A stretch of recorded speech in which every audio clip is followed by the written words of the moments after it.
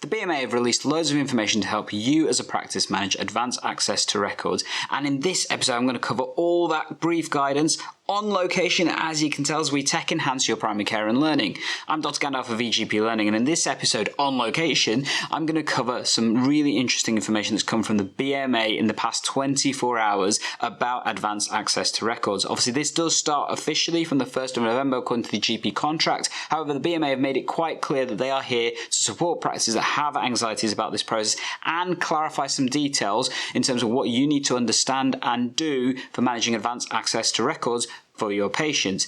They have sent out various documents that you can check, and I'll put the links to those down below in the show notes if you do want to have a look at them and stuff. But included in there, quite importantly, is a mock DPIA. So this is the assessment that practices have to do whenever they make a change to their data side of things, and it's quite detailed, lots of information there, and really supportive about the prospect of accessing information by patients through their records via the NHS app.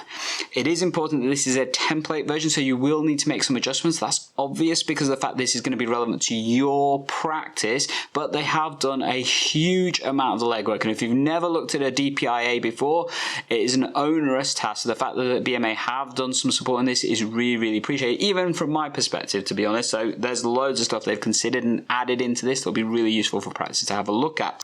And in addition to that, they've done some more stuff. So they have also given some template SMSs that you can send to your patients to help them understand the benefits and the risks of having unfettered access to their records, particularly when it's being done en masse. And to try and help you do that, like I said, they have given these templates.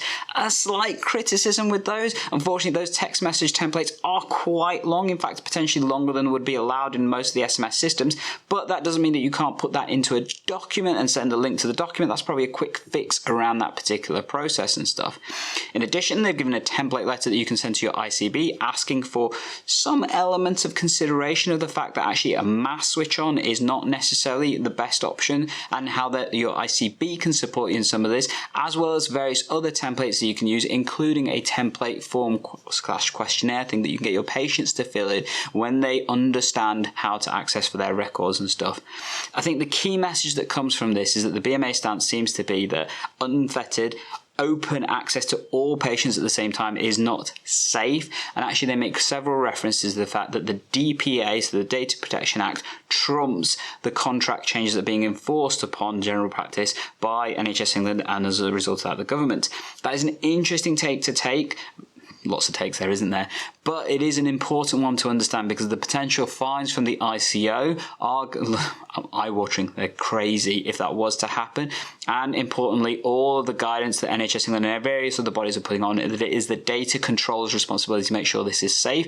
That is you, the practice. So there is information to look at in this.